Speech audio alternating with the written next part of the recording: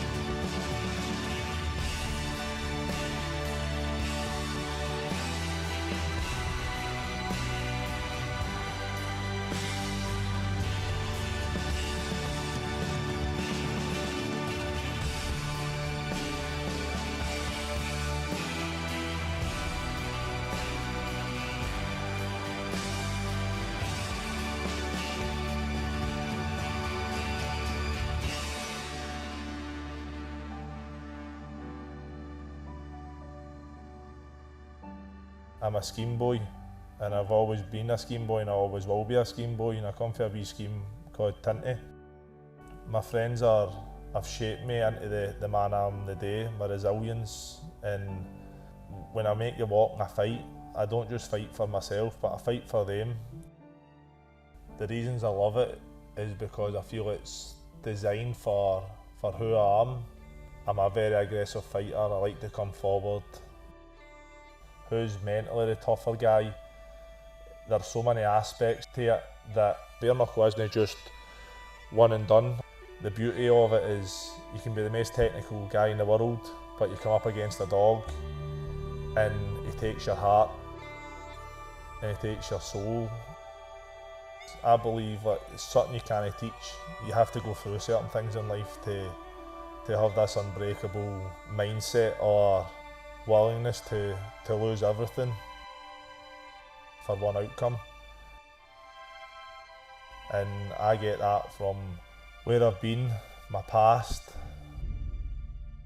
friends, family, growing up in an environment where I was surrounded with a lot of trauma and a lot of friends and close friends at that committing suicide, and to break me, I've already been there.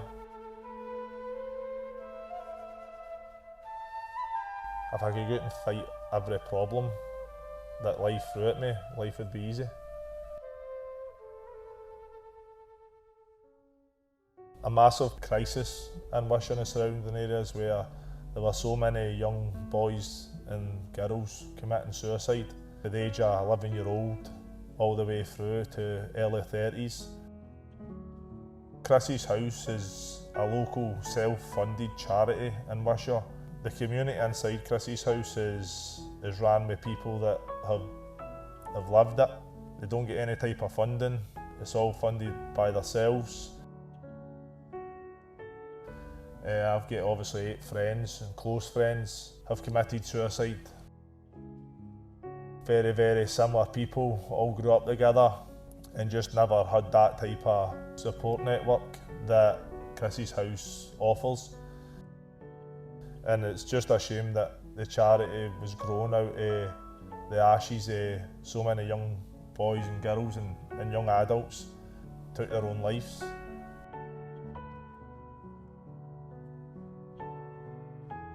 2013-2014 was a devastating year for us, where I'd lost 2 close friends in the same weekend, same phone calls.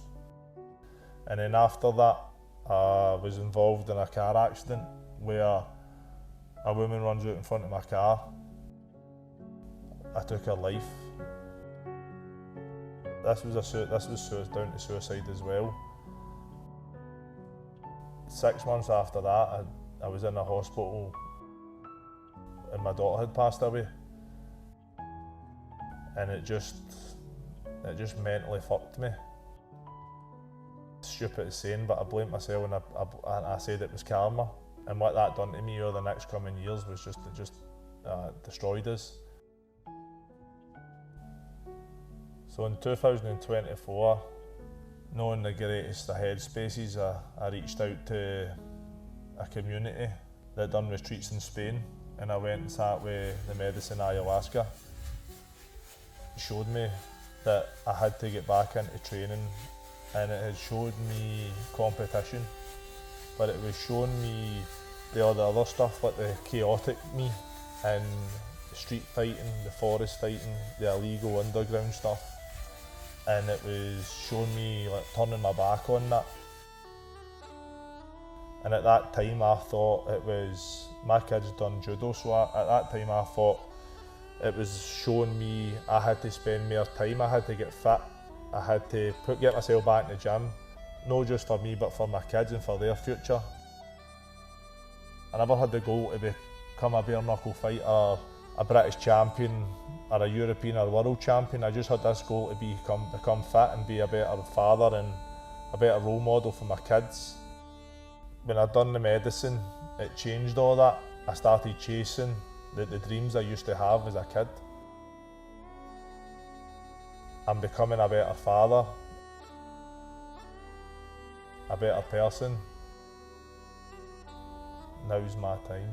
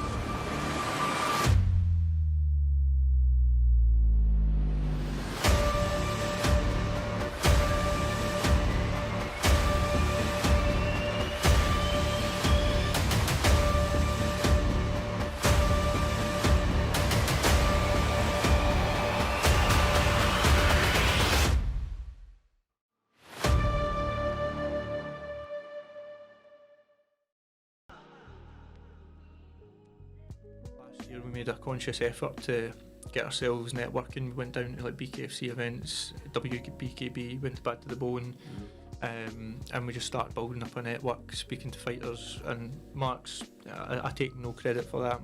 Mark puts the fight cards together, and he spends a lot of time, speaking to fighters and all that kind of stuff. So, how sustainable is it to keep a consistent pool of talent?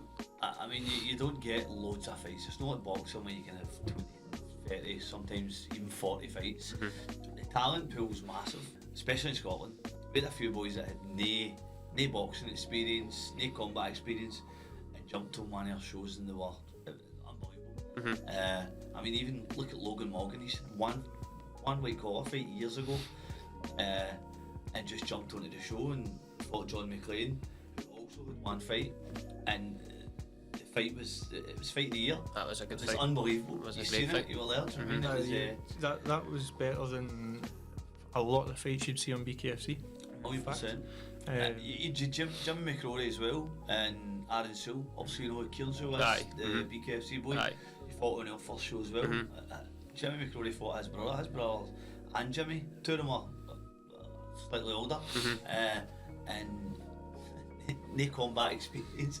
Jimmy had one white collar fight. What was it? A couple of months before, and as a soul, just a warrior. Aye. And it was some fight. How did you find the fighters to get on? I was impressed with the calibre. Most of it's guys we know. Like, honestly, So Mark and his cousin Alan own the La Pereira gym in the East End. Alan had a smaller boxing gym down in the Gorbals. Then he was doing really well. Mark helped him get started up at the gym in Queensley. And mate, what he's built up there's nothing short of fantastic. One of those gyms, I know it sounds kind of cliche and cheesy and stuff, but it is more of just like a gym. Like, he built a culture in there. Aye. Really tough, you know, men, women, people from all backgrounds, older people, younger people. He's got everything, and he's done such a fantastic job. Everyone in there is as tough as nails, aren't they? Aye. They're just, there's no other way to explain it. They're just all tough people. I love their sport, whether it's Muay Thai, MMA, and boxing, and now bare knuckle.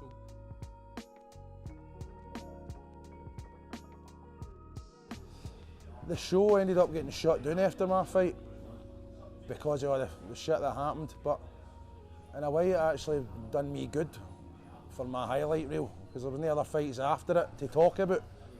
So it shot me through to the stratosphere, man.